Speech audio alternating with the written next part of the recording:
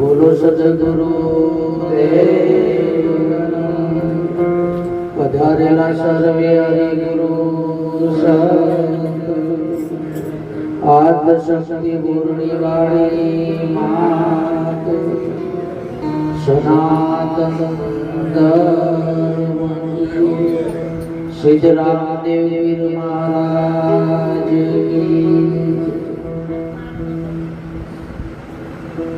આજના અપોચમ પર્વ નિમિત્તે આપ સૌ પધારે જે આ મહિમાને વેગ મળ્યો છે તો સૌ પ્રથમ આપ સૌને વંદન કરું છું કે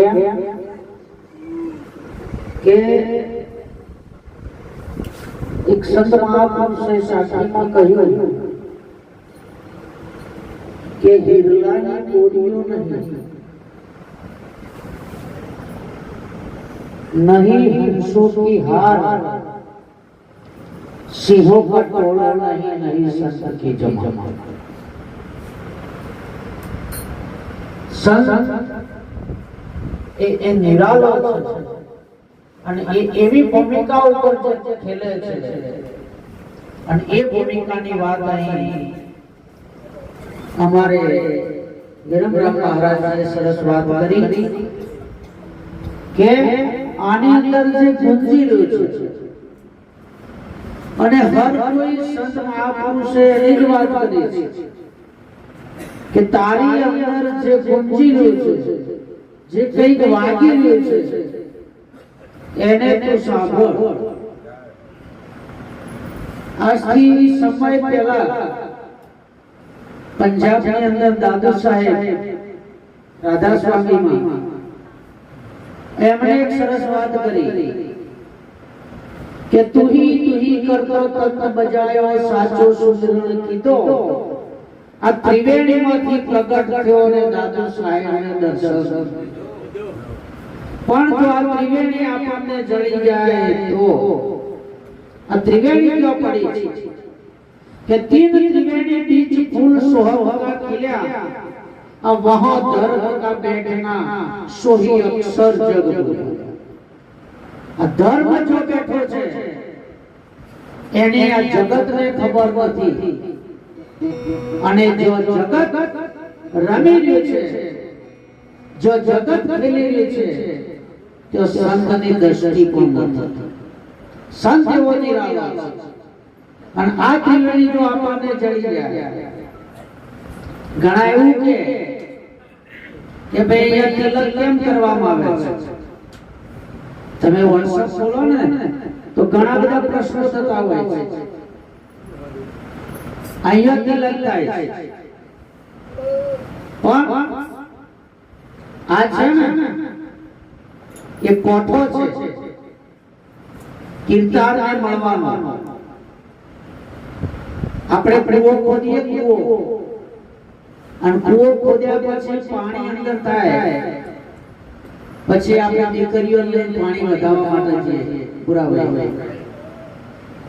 હવે આપણે જઈએ છીએ પાણી વધારવા પણ વધારીએ છે શું થયો કોઠો વધારીએ કૂવાનો પાણીને વધારતા જ્યાં છીએ પાણી વધારવા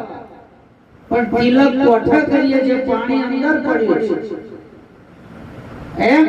આ જે તિલક થાય છે એ કોઠો છે પરમાત્મા ત્યાંથી ફરી પરમાત્મા અંદર પડ્યો છે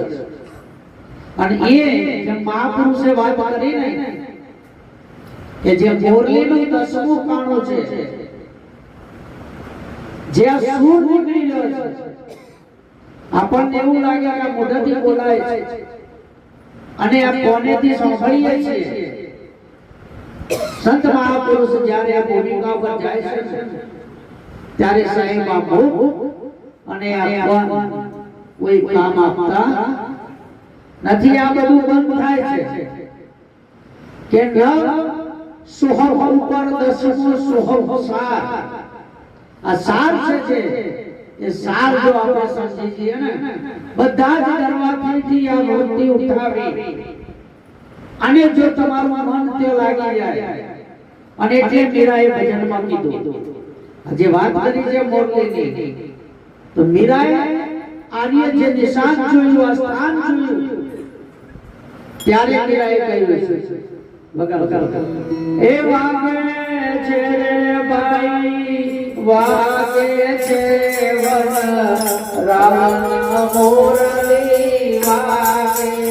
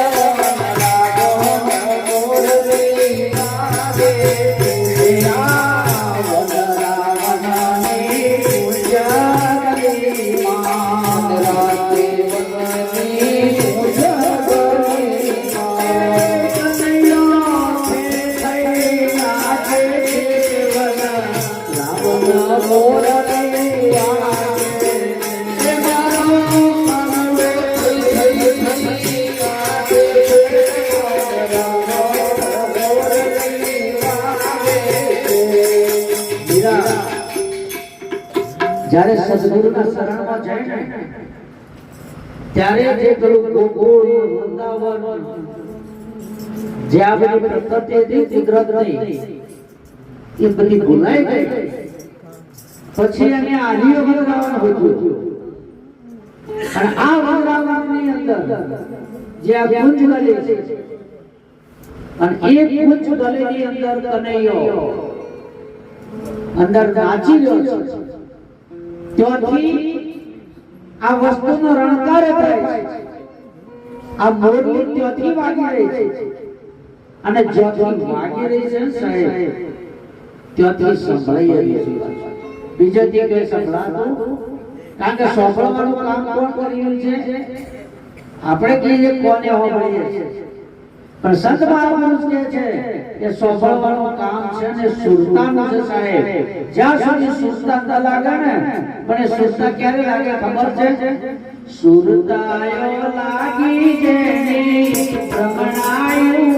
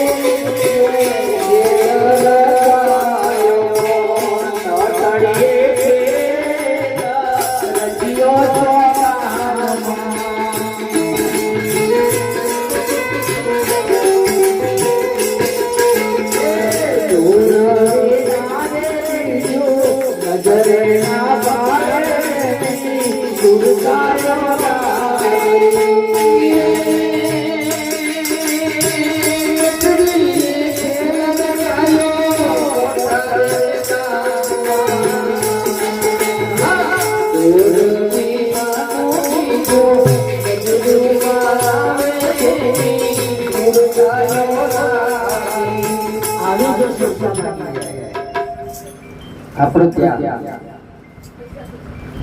ઘણી વખત આપણે તાકી રહ્યા હોય અહીંથી વાત સાંભળતા હોય પણ જો સુરતા તમારી કેવડામાં જતી રહે તો બીજાને પૂછવું પડશે મહારાજ એવું કીધું તાકી હોય ત્યાં હોય કોને ખુલ્લા હોય જો આ કોણ સાંભળતા હોય તો બાજુ જો હોય પૂછો ચંપલ તો ખુલ્લા જ હોય છે હા નહીં મેળ પડ્યો આર્ય જ્યાં સુધી જ્ઞાન નહીં થાય આપણને અને આ વસ્તુ નહીં સમજાય ત્યાં સુધી હમણાં મહારાજે કહ્યું હતું ને કે પોજનું એ હોનાનું પોજનું એ બંધન છે પછી એ હોનાનો હોય કે લોડાનો હોય પણ મૂળ બંધન બંધન છે પણ એ બંધનમાંથી ક્યારે છૂટે આપ મેળે છૂટાયો નહીં સદગુરુ રાય છોડાવી શકે પણ સદગુરુએ જો તમે આ ચોપડાની નજરથી અને આ ચોપડાનો જો હક મેળ પડાયો આપણો ગુરુ કોણ છે આપણો ગુરુ એ શબ્દ છે शब्द आर शब्द पार शब्द से शब्द डेरिया शब्द वैसे शब्द निकाले वही सदगुरु अमेरिया ये शब्द आपको गुरु छे અને એ ગુરુ જો પકડાય અને આ સૃષ્ટિ છે ને જેમ આપણો મહારાજે વાત કરી એમ જો એને પકડી લે કહ્યું ને કે જો આપ મેળવ્યા પછી કોઈનો સુધારો ન તો વચ્ચે કહેવાય પણ સંતોએ કહ્યું છે કે સુરતા સાહેલી शब्द पीयू सुरता साहेली शब्द पीयू पल पल संगम थाय वारंवार मिलन थाय सुरता साहेली शब्द पीयू पल पल संगम थाय अब मरमती जे जिल्या नहीं तो वजिया भक्ति थाय પછી એ ભક્તિને ક્યારે ફળ લાગે નહીં અને એ ફળ ન લાગે એવું જો કાર્ય ન કરવું હોય तो सद्गुरुना वचनना अधिकारी पानबाईए कीधुं छे के सद्गुरुना वचनना अधिकारी थाओ पानबाई त्यां सुधी मेळ पड़े अधिकारी बनવું પડે પણ આપણે તો ધણી બની ગઈ છે ધણી પણ જાવું છે ને આપણા અંદર કારણ કે મન છે એ ધણી થઈને બેઠેલું છે આમાંથી જો આ મન મટી જાય કે આ હું કશું કરતો આ બધું થઈ રહ્યું છે અને જે થઈ રહ્યું છે સાહેબ એ કાયમ છે એને સમજવા માટે આપણે સંતોનો હરદમ શ્વાસ રાખવો પડશે જો સુધી એના સહવાસમાં નહીં રહીએ ને ત્યાં સુધી આ કદી મેળ પડ્યો કારણ કે એક જ દિવસે તમે જો આપણા જૂના કુવા જે ગામ કુવા હોય તો પહેલા તેનું પાણી ખેંચી છે તો એ કુવાના કોઠા જે પથ્થર છે ને વેરાઈ ગયા અંદર કાપા પડી ગયા અને બધા પથ્થર રસ્સીથી જ વેરવાના છે પણ અત્યારે તમે રસ્સી લઈને આવો પથ્થર વેરવા તો રસ્સીનો સોસરો નીકળી જાય તો પથ્થરનો કોઈ મેળ પડો વેરાય છે નહીં પડી ક્યારે એટલે ગીતામાં ભગવાનને લખવું પડ્યું કે સતત સતત અભ્યાસ અને વૈરાગ્યથી તું મને પામીશ પણ એના માટે તારે ક્યાં જવું પડશે આવા કોઈ તત્વ બેટા પુરુષનો શરણ સ્વીકારવું પડશે અને એવા જો કોઈ પુરુષ મળી જાય અને આ ટકોરો મારી દે એક જો ટકોરો એવો લાગી જાય આ કેવો કે ચિત્ત ચટક લાગ્યા વિના જો ચિત્તમાં લાગી જાય અને ચિત્ત છે ને એ સાહેબ કેમેરાનું કામ કરશે એના અંદર તમે જેવું કરો ને એવા બધા ફોટાએ તૈયાર કરી દે છે સાપી દે છે એ ભૂલતું નથી એવો જો આમાં ચટક લાગી જાય ચિત્ત ચટક લાગ્યા વિના મળે નહીં ચિંતા આ ઈયળની ભમરી બને તો પછી આ નરને કેટલી વાર સાહેબ એક ઘડી એવી આવી જાય ને તો તમારા અંતરની લહેર આવી જાય અને એ લહેર ત્યારે આવે શંકર મહારાજે કીધું છે શંકર एक अनादि ए अनंत चूरे मारो आवे नहीं अंत जो एक अनादि अनंत चूरे मारो आवे नहीं अंत आज तो मैं ओळख्यो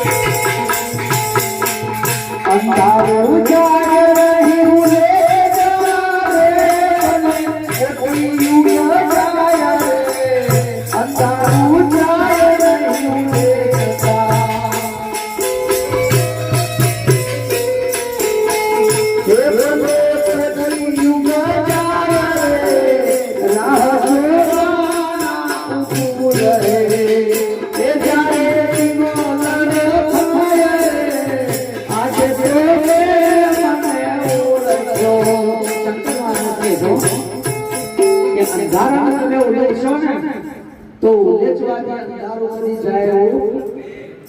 તમે તમારી રીતે જો સમજવાનો પ્રયત્ન કરશો, તમે તમારી રીતે કોઈ દવાનો ઉપયોગ કરી અને જન્મ મરણ ઘટાડવાનો જો પ્રયત્ન કરશો તો મેળ પડે એવો. જો સુધી આ દીવો ન થાય, અને દીવો કેવો છે કૃષ્ણએ વાત કરી છે ગીતામાં. તમે જો જે સંત મહાપુરુષો કોઈ મહાપુરુષને વાણી સત્સંગ સાખી કંઈ પણ સંસાર માટે જગત માટે મૂકી છે, પણ આગળના જે મહાન પુરુષો જે થઈ ગયા એમના પ્રમાણ વગર મૂકી આપણે પ્રમાણ હોય એનો પુરાવો તમે કોર્ટમાં કોઈના ઉપર કેસ કરો પણ જો તમારો પુરાવો છે ને મજબૂત ના હોય સાક્ષી તો કેસ તમારો લૂલો થઈ જાય છે, ચાલે નહીં. એટલે સંતોએ પુરાવો મૂક્યા છે. એટલે અહીંયા કૃષ્ણએ ગીતામાં એક પુરાવો મૂક્યો કે કેવો છું તમારે ઓળખવું હોય તો રામદેવજીએ કીધું કે તમે મને માનશો તો હું ત્યાં છું, તમે જો માનો તો હું છું, પણ આ જેવો આપણે દોર્યો છે એવો તમારે જોડતો હોય તો કદી જળાયો અને એવો કદી તમને મળે હોય નહીં. તમે ભૂગોળનો ધૂપ કરો, દીવો કરો, ઘીનો 5 વાણી કરો અને તમે એમ કહો કે રામદેવજી ગોળા ઉપર આવો કરો, તમે એને યાદ કરો તરત આવે. તમે જે અરજી લખો એનો જવાબ લઈને આવે સાહેબ, પણ એ આવશે. પણ અત્યારે કેવી રીતે આવશે? એક ગાડી લઈને આવે, મર્સિડીઝ લઈને આવે, બાઇક લઈને આવે, ટ્રેક્ટર લઈને આવે, તમારું વ્યવહાર થઈ જાય, તમારું કામ કરી જાય. પણ તમે એમ કહો કે આ આર્યો જાવ તો એક નાનું ઉદાહરણ આપીને આપણે આગળ કે એક મંદિરના પૂજારી નદી કિનારે પૂજા કરતા હતા અને ભગવાન ઉપર બહુ શ્રદ્ધા અટૂટ. પણ એ ભગવાન કોને માનતા હતા? જે અંદર જે સ્થાપિત કરી હતી, જે શણગાર કર્યો હતો, જેનો જે રીતે મધ્યથી એને એ ભગવાન માનતા હતા. એમને ખબર નહીં કે ભગવાન એ શું છે, બજારે ભગવાન. અને ચોમાસાનો આવો સમય આવ્યો અને પૂર આવ્યું, એટલે મંદિરનું પાણી અડધું થઈ ગયું. એટલે સરપંચ ગામમાંથી ગયા કે મહારાજ પાણી વધારશે, આગાહી છે અને આગળથી પૂર વધારે આવે છે, તમે ગોપમાં અવતારો નહીં, રાત્રિ આવશે તો તકલીફ થશે કે આ ભાઈ બેઠો એવું કરશે, મને નહીં બચાવ. સરપંચનું નામ વાપરો. પછી મહારાજના મંદિરનો જે વરંડો હતો એ વરંડા બરોબર પાણીથી મોઈન માર કરતો.